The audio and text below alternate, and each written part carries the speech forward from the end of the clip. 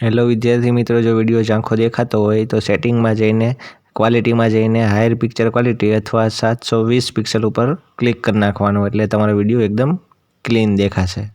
Hello વિદ્યાર્થી મિત્રો, welcome to YouTube channel D solution. આજે આપણે વાત કરવાની છે ધોરણ 6માં ગુજરાતીની આઈડિયલ સ્વાધ્યાય પોથીમાં સત્ર 2નો 13મો પાઠ છે પરોપકારી મનુષ્યો, જેના લેખક છે રમણભાઈ નીલકંઠ. આજે આપણે જોવાનો છે. વિડીયો ગમે તો લાઈક કરજો, શેર કરજો, તમારા વિદ્યાર્થીને વોટ્સઅપ દ્વારા પણ લિંક મોકલી અને બીજાને પણ આપણા ગામડા સુધી આપણો વિડીયો પહોંચાડજો. અને વિડીયો સારો લાગે તો કોમેન્ટ પણ કરજો.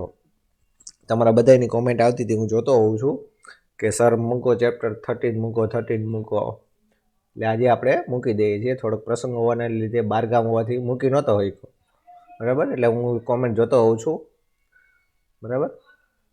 ને કોઈ એવું તમારે અર્જન્ટ હોય તો 2 4 5 કોમેન્ટ વધારે મારવાની, એટલે મને ખ્યાલ આવે કે આ ચેપ્ટરની ઇમ્પોર્ટન્ટ વધારે છે, બરાબર.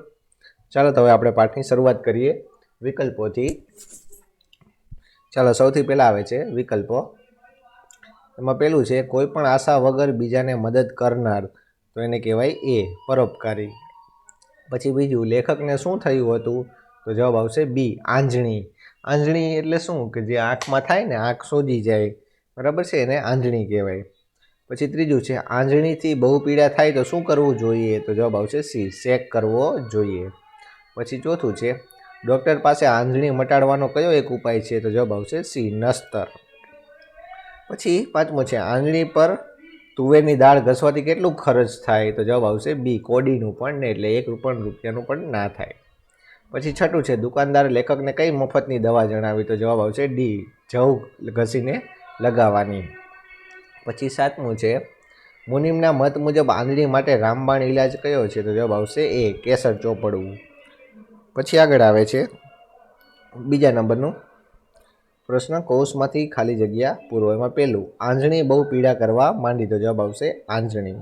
પછી બીજું છે ડૉક્ટર આંજણીને નસ્તરથી ફોડી નાખે, તો જવાબ આવશે નસ્તર. પછી ત્રીજું છે હજામે સિંદૂર લગાવવાથી આંજણી તરત બેસી જાય એવું કીધું, તો જવાબ આવશે હજામે.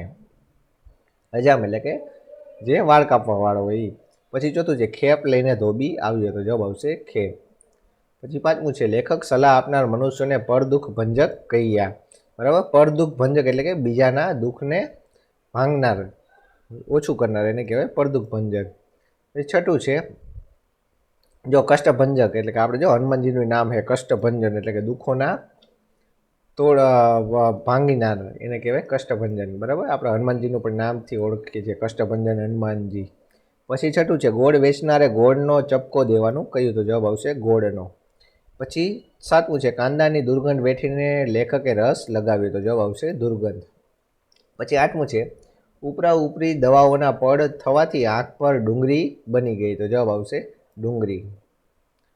ચાલો પછી આગળ આવે છે ત્રીજો પ્રશ્ન, ખરા ખોટા જણાવો. એમાં પહેલું છે લેખકને આંખે મોતિયાની તકલીફ થઈ હતી, તો જવાબ આવશે ખોટું. પછી બીજું લેખકને આંજણી મટાડવા તુવેરની દાળ અને જવ ઘસીને ચોપડવાની સલાહ મળી હતી, તો જવાબ આવશે સાચું. પછી ત્રીજું છે મુનિમે લેખકને આંજણી પર સિંદૂર લગાડવાની સલાહ આપી, તો જવાબ આવશે ખોટું. પછી ચોથું છે લેખકે આંજણી મટાડવા ભાંગ ન પીધી, તો જવાબ આવશે સાચું. પછી પાંચમું છે લેખકને આંજણી મટાડવાની સલાહ રસોઈયા અને ધોબીએ પણ આપી, તો જવાબ આવશે સાચું. પછી છઠ્ઠું છે ઘણી દવા કરાવવા છતાં લેખકની આંજણીનો ઈલાજ ન થયો, તો જવાબ આવશે ખોટું. ચાલો પછી આગળ આવે છે ચોથો પ્રશ્ન, જોડકા જોડો. એમાં પેલું છે ડૉક્ટર, તો જવાબ આવશે સી પાકે ત્યારે નસ્તર મૂકવું. સલાહકાર અને સલાહ છે, બરાબર, એમાંથી આપણે જોવાનું. પછી બીજું કુટુંબી મિત્રે શું સલાહ આપી, તો જવાબ આવશે એફ તુવેરની દાળ ઘસીને ચોપડવી. પછી ત્રીજું છે મુનિમે શું સલાહ આપી, તો કે ડી કેસર ઘેડીને ચોપડવું. પછી ચોથું છે કેશવે, તો કેશવે શું સલાહ આપી, તો જવાબ આવશે એ જ સિંદૂર દબાવી દેવું. પછી પાંચમું છે માસી, તો માસીએ શું સલાહ આપી, તો કે ચંદન લગાડવું. પછી છઠ્ઠું છે રસોઈયો, તો રસોઈએ શું સલાહ આપી, તો કે બી સૂંઠ ચોપડવી. પછી સાતમું છે પારસી, તો પારસીએ શું સલાહ આપી, તો જવાબ આવશે ઈ કાંદાનો રસ લગાડવો. પછી આઠમું છે ફોઈ, તો ફોઈએ શું સલાહ આપી, તો કે શીરો ખાવો. ચાલો આ થઈ ગયા તમારા જોડકા. પછી આગળ આવે છે 5મા નંબરનો પ્રશ્ન, નીચે આપેલા વાક્યો કોણ બોલે છે એ જણાવો. પેલું છે મફતની દવા છે, તો આવું કોણ બોલે છે, દુકાનદાર. પછી બીજું છે બળતરા બળશે પણ આંધળી ઊભી જ નહીં રહે.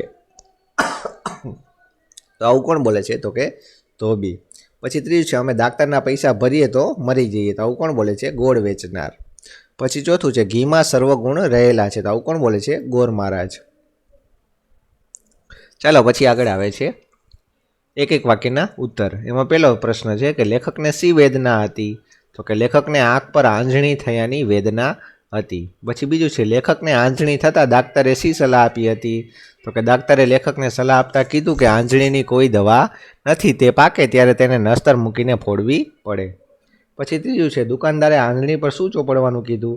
તો કે દુકાનદારે આંજણી પર જવ ઘસીને ચોપડવાનું કીધું. પછી ચોથું છે પરોપકાર એટલે શું? તો કે કોઈ પણ અપેક્ષા વગર અન્યને મદદ કરવી, કામમાં આવવું એટલે કે પરોપકાર. પછી પાંચમું છે પાઠમાં કોની સલાહ હસવા જેવી લાગી? તો કે પાઠમાં લેખકના ઓળખાણવાળા એક શેઠની મિલની ભૈયાજીની સલાહ હસવા જેવી લાગી. પછી છઠ્ઠું છે ઊંટવેટ શબ્દનો અર્થ જાણીને લખો. તો જવાબ આવશે કે જેણે વૈદક શાસ્ત્રનો અભ્યાસ કર્યો નથી, થોડું ઘણું કે અધકચરું જ્ઞાન હોય અને પોતાને મોટે ડંફાસ મારનાર હોય એને ઊંટવેદો કહેવાય. પછી સાતમો પ્રશ્ન છે નીચેના પ્રશ્નોના ટૂંકમાં ઉત્તર લખો. એમાં પહેલું છે લેખકના મિત્ર કેમ ગુસ્સે થઈ ગયા? તો કે ડૉક્ટરે લેખકને આંજણીની કોઈ દવા નથી એમ કીધું, તેથી લેખકના મિત્રએ ગુસ્સે થઈને કીધું કે શું તેના ભણતરમાં પૂળો મૂકવાનો છે? પછી બીજું છે લેખક પથારીમાં પડ્યા તરફડિયા શા માટે મારવા લાગ્યા? તો કે લેખક પથારીમાં પડ્યા તરફડિયા મારવા લાગ્યા કારણ કે તેમણે પરોપકારી મનુષ્યોની સલાહ માનીને આંજણી મટાડવાના ઉપાય રૂપે બધા જ પ્રયોગો કરેલા, પરંતુ તેમની વેદના તો વધતી જ જાતી હતી.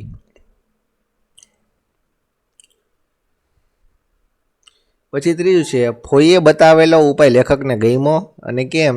તો કે લેખક તેમના ફોઈએ શીરો ખાવાનો ઉપાય જણાવ્યો. શીરાનો સ્વાદ કોને ન ગમે? વળી ફોઈ લાલ ચણોઠી જેવા દેખાતા હતા, તેથી લેખકને ફોઈનો ઉપાય અપનાવવો ગમ્યો. પછી ચોથું લેખકને આંજણીની પીડામાંથી મુક્તિ ક્યારે મળી? તો કે બધા પરદુઃખ ભંજકોનો સૂચવેલા ઘરગથ્થુ ઉપયોગ કર્યો પછી લેખકની પીડા ઘટવાને બદલે વધી. અંતે તેઓ ડૉક્ટર પાસે ગયા અને ડૉક્ટરે આંજણી પર થયેલા એક પછી એક પડ કાઢવા માંડ્યા. ડુંગળી ખોતરી કાઢી, આંજણી પર નસ્તર મૂક્યું. બગાડ નીકળી જતાં જ આરામ લાગવા માંડ્યો. આમ લેખક આંજણીની પીડામાંથી મુક્ત થઈ ગયા. ચાલો પછી આગળ આવે છે આઠમો પ્રશ્ન. નીચેના પ્રશ્નોના ઉત્તર લખો. એમાં પહેલું છે એક પછી એક બધાની સલાહનો અમલ કર્યા બાદ આંજણીના શા હાલ થયા? તો કે લેખકને આંખ પર આંજણી થઈ હતી. જે કોઈ તેમને મળે તેમને આંજણી અને તેની થતી વેદના જોતા તે બધા તેમને કંઈક ને કંઈક ઘરગથ્થુ ઉપાય બતાવતા. કૌટુંબિક મિત્રએ તુવેરની ધાડ ઘસીને ચોપડવાનું કીધું, તો દુકાનદારે જવ ઘસીને ચોપડવાનું કીધું. મુનિમે કેસર ઘોડીને ચોપડવાની સલાહ આપી. કેશવ હજામે સિંદૂર દબાવવાનું સૂચવ્યું. મિલના ભૈયાજીએ 8 દિવસ સુધી ભાંગ પીવાનું કીધું. વૃદ્ધ માસીએ ચંદન ઘસવાનું, તો રસોઈયાએ સૂંઠ ચોપડવાનું કીધું. ધોબીએ લવિંગ વાટીને લગાવવાનું કીધું, તો ગોળના વેપારીએ ગોળનો ચપકો મૂકવાનું કીધું. વળી પારસી મિત્રએ તો કાંદાનો રસ લગાડવાનો કીધું. કાંદા એટલે કે ડુંગળીનો રસ લગાડવાનું કીધું. તો લેખકના ગોર મહારાજે એલચીને ઘીમાં ઘસીને ચોપડવાનું કીધું. આ બધો જ પ્રયોગ કરતાં કરતાં લેખકની આંજણી પર દવાઓના પડ ઉપરા ઉપરી આવી ગયા અને ત્યાં એક નાનકડી ડુંગળી એટલે કે ટેકરી જેવું બની ગયું, જેનાથી વેદના પણ વધતી હતી. એટલે વેદના એટલે કે દુખાવો પણ એમને વધતો હતો.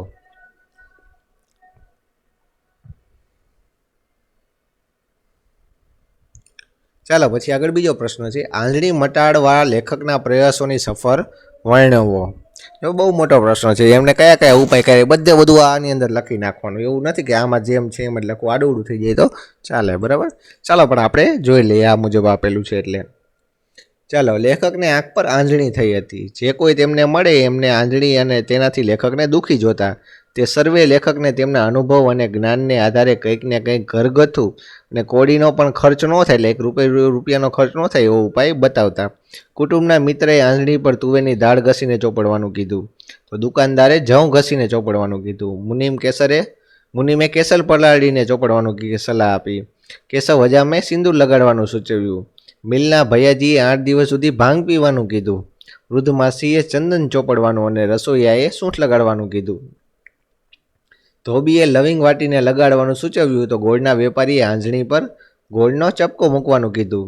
લેખક ગોળનો ચપકો મૂકવા જતા હતા ત્યાં જ તેમના ગોર મહારાજ આવ્યા અને કહે કે ગોળ તો ગરમ પડે એટલે માટે એલચીને ઘીમાં ઘસીને ચોપડવું જોઈએ. તો વળી પારસી મિત્રએ કાંદાનો રસ લગાડવાનું કીધું અને તે પણ એટલા વિશ્વાસ સાથે કે જો તેનાથી ન મટે તો તેમના ગાલ પર 4 તમાચા ચોડી દેવા. પણ આ બધા ઊંટવેદા કરવાથી વેદના તો ઘટી નહીં, પણ આંજળીનું રૂપ જ બદલાઈ ગયું. આંજળીની આજુબાજુ જાત જાતની દવાઓનો પ્રયોગ કરેલા તેના પડ જામી ગયેલા અને નાનકડી ડુંગળી એટલે કે ટેકરી બની ગઈ. ઓલી ડુંગળી નહીં હો, ખાવાની ડુંગળી એટલે કે ટેકરી જેવો, પર્વત જેવું. પીડાને કારણે લેખકની ઊંઘ હરામ થઈ ગઈ. પથારીમાં તરફડિયા મારતા હતા. છેલ્લે તેમના ફોઈએ સૂચવેલો પ્રયોગ કરવામાં એમને રસ પડ્યો, કારણ કે શીરાનો સ્વાદ કોને ન ભાવે. 2-3 દિવસ શીરો ખાવા છતાં આંધળી તો મક્કમ જ રહી. અંતે લેખક ડૉક્ટર પાસે ગયા. ડૉક્ટરે ખોતરીને અખતરા રૂપી પડો દૂર કર્યા ત્યારે આંધળી દેખાઈ. ડૉક્ટરે નસ્તર મૂકી આંધળી ફોડી અને બગાડ બહાર કાઢ્યો. પછી લેખકને હાશ થઈ. આમ લેખકના આંધળી મટાડવાના પ્રયાસો સફળ, પીડાદાયક છતાં હાસ્યાસ્પદ હતા, એટલે કે દાંત કાઢે એવા હતા. ચાલો પછી આગળ આવે છે 9મો પ્રશ્ન. નીચેના દરેક પ્રશ્નોના માગ્યા મુજબ ઉત્તર લખો. એમાં છે પહેલું કે દરેક વાક્યને 1-2 શબ્દ ભૂલ ભરેલા છે તે શબ્દો શોધો અને તેના ઉપર છેકો મારીને યોગ્ય શબ્દ લખો. બરાબર, 1-2 વાક્ય છે ભૂલ ભરેલા છે. કયા કયા છે? તો અહીંયા એક સ્ટેશન ને આવશે, અને જો ન છે તો સ્ટેશન ને આવશે. પછી મને, અને નહીં આવે પણ મને આવશે. પછી અહીંયા આવ્યો હતો એની જગ્યાએ હશે આવી હતી. પછી મને વાંદરા ટોપી નથી ગમતું તો એની જગ્યાએ મને વાંદરા ટોપી નથી ગમતી. પછી સ્ટેશને આવશે, અહીંયા મને સ્ટેશન નહીં આવે પણ મને સ્ટેશને. રજા આપવામાં આવું હતી નહીં પણ શું આવશે? આવી હતી. ચાલો આ ભૂલ તમારે આટલી સુધારવાની છે, જેનો જવાબ અહીંયા તમને લીટીમાં આપેલો છે. પછી આગળ આવે છે બીજા નંબરનો પ્રશ્ન. ઉદાહરણ વાંચો અને એ મુજબ વાક્યો બનાવીને લખો. ચાલો, આંખો તો શું થાય? તો કે રડી. હવે આ 2 શબ્દ આપેલા છે, એના ઉપર આપણે વાક્ય બનાવીને લખો. તો કે જુઓ તો ખરા, રડી રડીને મારી આંખો ડુંગળી જેવી થઈ ગઈ. ચાલો આવી રીતે વાક્ય બનાવવાનું છે. ચોપડી તો કે વાંચી. જુઓ તો ખરા, વાંચી વાંચીને ચોપડી જીતરાઈ ગઈ છે. આ 2 શબ્દો વાક્યની અંદર આવી જવા જોઈએ. પછી નોટ તો કે લખી. જુઓ તો ખરા, લખી લખીને નોટ ભરાઈ ગઈ છે. બધાયમાં પહેલાં આ જ લખવાનું, જુઓ તો ખરા એવું તો લખવાનું જ. પગ તો કે ચાલી. જુઓ તો ખરા, ચાલી ચાલીને પગ થાંભલા જેવા થઈ ગયા.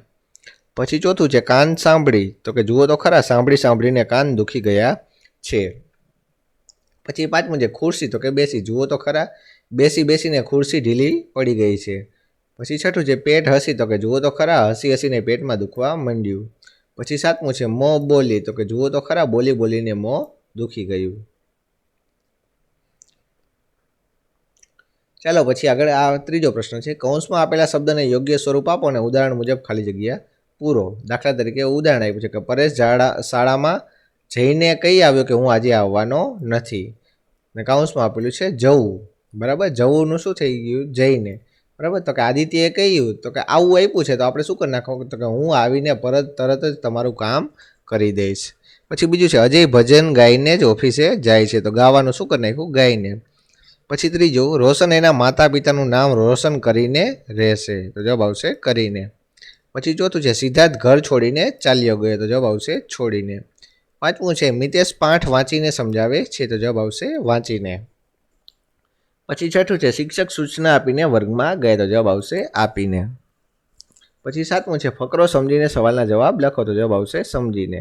પછી 8મું છે સવારે વહેલા ઉઠીને કસરત કરવી જોઈએ. તો જવાબ આવશે ઉઠીને. પછી 9મું અરુણિમાએ એવરેસ્ટ ચડીને સિદ્ધિ મેળવી. તો જવાબ આવશે ચડીને.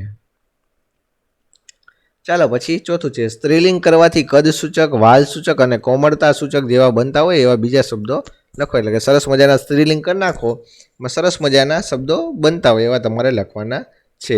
ઉદાહરણ તરીકે ડુંગર તો કે ડુંગળી, ચૂંટલો તો કે ચૂંટલી, ગોટલો તો કે ગોટલી. તો હાલો ટેકરો તો કે ટેકરી. આ ટેકરી શબ્દ આ બધા રહ્યા, આ પાછળ એ બધા સ્ત્રીલિંગ શબ્દ છે. બરાબર, ચોટલો તો કે ચોટલી, ઓટલો તો કે ઓટલી, છોકરો તો કે છોકરી, કાંસકો તો કે કાંસકી, પાટલો તો કે પાટલી, ઓરડો તો કે ઓરડી, કટોરો તો કે કટોરી, વાડકો તો કે વાટકી, થેલો તો કે થેલી, પ્યાલો તો કે પ્યાલી, ખાટલો તો કે ખાટલી, વંદો તો કે વંદી, પાડો તો કે પાડી, વાડો તો કે વાડી, ફોલ્લો તો કે ફોલ્લી, કાંકરો તો કે કાંકરી, લોટો તો કે લોટી. ચાલો આપણે આ સ્ત્રીલિંગ શબ્દોમાં ફેરવી નાખ્યા. ચાલો પછી આગળ આવે છે 5મા નંબરનો પ્રશ્ન. નીચેના શબ્દોમાંથી પ્રગટ થતો ભાવ દર્શાવતું વાક્ય તે શબ્દ વાપર્યા વગર બનાવો. ચાલો, આનંદનો ભાવ છે તો એવું કોઈ પણ આનંદનો ભાવ વ્યક્ત થતું એવું વાક્ય બનાવો. તો કે એમાં આનંદ આવતો હોય તો કે આજે તો કે ઉત્તરાયણ, તો ઉત્તરાયણ ન લખવું તો એમ લખીએ કે આજે તો કે દિવાળી. પછી દુઃખ દર્શાવતું વાક્ય બનાવો.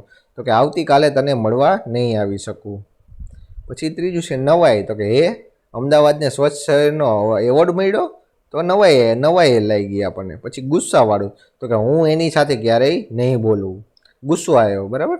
પછી દયાવાળું, તો કે તરસ્યા લોકોની તરસ છીપાવવી, એક દયાનો ભાવ છે. ચાલો, આ ભાવનું આપણે કોઈ પણ રીતે તમારી રીતે પણ તમે વાક્ય બનાવી શકો છો. જરૂરી નથી કે આમાં આપ્યું એ જ લખવું, બરાબર. પછી આગળ આવે છે 6ઠ્ઠા નંબરનું. લીટી કરેલા શબ્દો આડાઅવળા મુકાઈ ગયા છે, તેમને યોગ્ય વાક્યમાં ગોઠવો. ચાલો, ચંદુ ખડખડાટ હશે છે, તો જવાબ આવશે ખડખડાટ. પછી બીજું, પાણીમાં એવું ઠંડુ હતું કે મારા હાથમાં ચરચરાટ થયો, તો જવાબ આવશે ચરચરાટ. પછી ત્રીજું છે શનિવારે સવારે પણ મનુ ઘસઘસાટ ઊંઘતો હતો, તો જવાબ આવશે ઘસઘસાટ. પછી ચોથું છે માથામાં વેણી નાખેલી પુષ્પા વર્ગમાં પ્રવેશી અને મઘમઘાટ થયો, તો જવાબ આવશે મઘમઘાટ. પછી 5મું છે હાથીભાઈ આવે એટલે ધબધબાટ તો થાય જ, તો જવાબ આવશે ધબધબાટ. પછી આગળ આવે છે 7મા નંબર. ઉદાહરણ પ્રમાણે શબ્દની પહેલા પર આવે તેવા બીજા શબ્દો લખો. જેમ કે દુઃખ ભંજક, તો એની પહેલા પર આવે, તો કે શું શબ્દ બને? પર દુઃખ ભંગ, પર એટલે કે બીજાના. ચાલો, પરોપકારી. પછી પરદેશ, પરલોક, પરજન, પરગામ, પરદુખ, પરબીડિયું, પરકમ્મા, પરદાદા, પરનાત, પરકાયા અને પરસ્ત્રી, બરાબર. ચાલો પછી આગળ આવે છે 8મું. શબ્દમાં પાછળ આવતા તર પ્રત્યયવાળા શબ્દોની યાદી બનાવતો. પાછળ તર શબ્દ આવવો જોઈએ.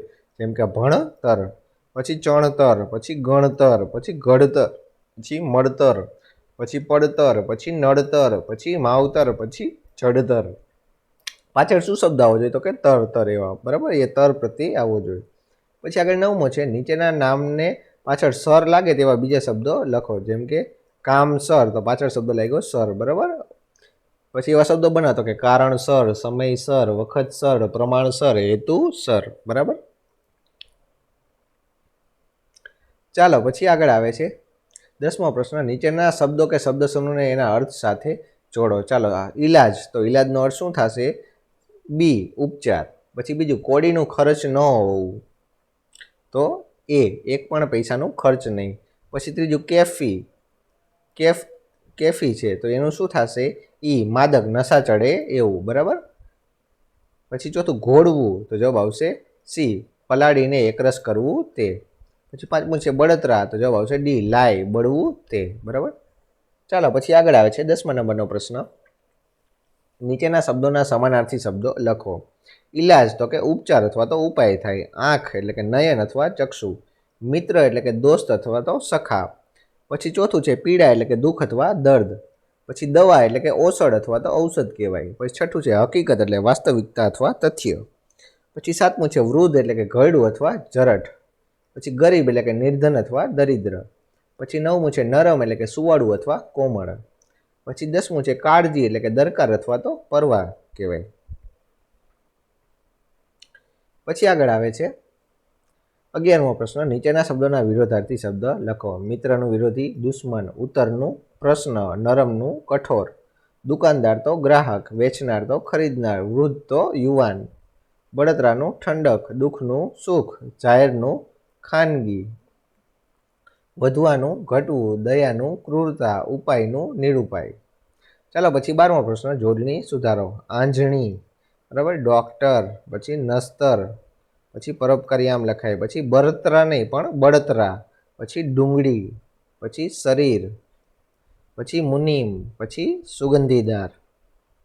ચાલો, જોડણી આપણે સુધારી. ચાલો પછી આગળ 13મા નંબરનો પ્રશ્ન છે. નીચેના શબ્દકોશ પ્રમાણે ગોઠવીને લખો. ચાલો, આપ્યા છે ને શબ્દકોશના એટલે કે કક્કાના ક્રમમાં ગોઠવીને લખવાના છે. ચાલો, પહેલાં આવશે પડ, પછી પરિણામ, પછી પરોપકારી, પછી પાના અને છેલ્લે આવશે પારસી. પછી બીજું આપ્યું છે એને ગોઠવીને લખો. આ સ્વર જ છે બધા, બરાબર. તો પહેલામાં બધામાં અ હોય તો પછી બીજો શબ્દ જોવાનો, બરાબર. એને કક્કાના ક્રમમાં ગોઠવો. તો કે અંદર, આરામ, આંજણી, એલચી અને ઓળખાણ. પછી ત્રીજું છે તો ગોળ, ગોળ, ચપકો, તમાચો અને શેઠ. ચાલો પછી આગળ 14મો પ્રશ્ન, શબ્દ સમૂહ માટે એક શબ્દ લખો. એમાં પેલું છે હિત કે ભલું ઈચ્છનાર, તો એને કહેવાય હિતેચ્છુ. પછી બીજું છે બીજાના દુઃખોનો નાશ કરનાર, તો એને કહેવાય પરદુઃખ ભંજક. પછી ત્રીજું જેનો પતિ મૃત્યુ પામ્યો હોય એવી સ્ત્રી, તો એને કહેવાય વિધવા. પછી ચોથું સુકાયેલા આદુનો પાવડર, તો એને કહેવાય સૂંઠ. સૂંઠનો પાવડર કહે ને એટલે એ આદુનો એક જાતનો પાવડર જ હોય. પછી પાંચમું કદી નિષ્ફળ ન જાય એવું, તો એને કહેવાય રામબાણ. પછી છઠ્ઠું ધોબીને ધોવા આપેલી કપડાની ઘાસડી, તો એને કહેવાય ખેપ. પછી સાતમું શરીરમાં થતા ગઢ ગુમળની વાઢકાપની ક્રિયા, તો એને કહેવાય નસ્તર. પછી આઠમું છે પાપણના મૂળ આગળ થતી ફોલ્લી, તો એને કહેવાય આંજણી. આંજણી ક્યાં થાય? આંખના પાપણમાં. પછી નવમું સીધું ગંધકની મેળવણીનો લાલ ભૂકો, તો એને કહેવાય સિંદૂર. પછી 10મું છે પેઢીનો મુખ્ય ગુમાસ્તો કે કારકુન, તો એને કહેવાય મુનિમ, બરાબર, શેઠ કહીએ આપણે. પછી 11મું એક વનસ્પતિ કે જેના ફૂલની અંદર વચ્ચે ઉગતો સુગંધીદાર તાંતણો, તો એને કહેવાય કેસર, બરાબર. આપણે ખીરમાં ને એમાં નાખીએ છીએ, બરાબર. કેસર બહુ જ મોંઘું હોય. ચાલો પછી 15મું છે નીચેના રૂઢિપ્રયોગનો અર્થ આપીને વાક્ય પ્રયોગ કરો. ચાલો એમાં પેલું છે પૂડો મૂકવો એટલે કે નાશ પામવું. હવે એનું વાક્ય પ્રયોગ તો કે આટલી મહેનત કર્યા પછી તેમાં પૂડો મૂકવાનો છે. પછી બીજું છે મનમાં ઉતરવું એટલે કે ગમવું. તો એનું વાક્ય પ્રયોગ શું થશે? તો કે પપ્પાની સલાહ મારા મનમાં ઉતરી ગઈ. પછી ત્રીજું છે ખબર કાઢવી એટલે કે તબિયતના સમાચાર જાણવા. એનું વાક્ય પ્રયોગ શું થશે? તો કે આજે ઘણા સગા સંબંધીઓએ દાદાની ખબર કાઢવા આવ્યા. ચાલો પછી આગળ 16મો પ્રશ્ન છે પરોપકારી વૃક્ષો વિષય પર 10-12 વાક્યો લખો. ચાલો આની ઉપર આપણે નિબંધ લખવો છે. નિબંધનું નામ છે પરોપકારી વૃક્ષો. ચાલો પેલા એક લીટી લખી છે, એક પંક્તિ, તો કે તરુનો બહુ આભાર એટલે કે તરુ એટલે કે વૃક્ષનો બહુ આભાર. જગત પર તરુનો બહુ આભાર. તરુ એટલે કે વૃક્ષો. વૃક્ષો કુદરતની અણમોલ ભેટ છે જેનું પર્યાવરણ અને સજીવોમાં બહુ મોટું મહત્વ છે. તેમની અનેક ઉપયોગિતાને કારણે તેમને પરોપકારી કીધા છે. વૃક્ષો અનેક રીતે ઉપયોગી અને પરોપકારી છે. તેઓ આપણા સાચા મિત્રો છે. તેઓ પોતે તડકો સહન કરીને આપણને છાંયો આપે છે. તમે તેને પથ્થર મારો તો પણ તે તમને ફળ આપે છે. વૃક્ષોની ડાળી, પાંદડા, થડ, મૂળ બધું જ કામમાં આવે છે. વૃક્ષો પશુ પંખીઓનો આશરો છે. વૃક્ષો ઓક્સિજન વાયુ આપે છે જે મનુષ્ય પશુ પંખી માટે અનિવાર્ય છે. અનિવાર્ય એટલે કે જરૂરી છે. તે વાતાવરણમાંથી કાર્બન ડાયોક્સાઇડ વાયુ શોષીને વાતાવરણને ચોખ્ખું રાખે છે. વૃક્ષો વરસાદ લાવવામાં પણ મદદરૂપ થાય છે. તેના મૂળ જમીનને પોતાની સાથે જકડી રાખે છે. આથી તે રણને આગળ વધતું અટકાવે છે. આજકાલ વૃક્ષો આડેધડ કપાઈ રહ્યા છે જેનાથી સજીવો અને પર્યાવરણને ઘણું નુકસાન થઈ રહ્યું છે. આવા પરોપકારી વૃક્ષોને કપાતા રોકવા માટે આપણે બધાએ જાગૃત થવું પડશે. આપણે આપણી સુખાકારી અને પર્યાવરણની જાળવણી માટે વધુમાં વધુ વૃક્ષો વાવવા જોઈએ અને એનું જતન અને સંવર્ધન કરવું જોઈએ. ચાલો આ થઈ ગયો આપણો પરોપકારી વૃક્ષોનો નિબંધ. અહીંયા પાઠ પણ તમારો થાય છે પૂરો. વિડીયો કેવો લાગ્યો તે કોમેન્ટમાં જણાવજો. બીજા વિદ્યાર્થી સુધી પણ આપણો વિડીયો પહોંચાડજો. ચાલો તો વળી પાછા મળીએ નવા વિડીયોમાં. ત્યાં સુધી જોતા રહો આપણી ચેનલ ડી સોલ્યુશન.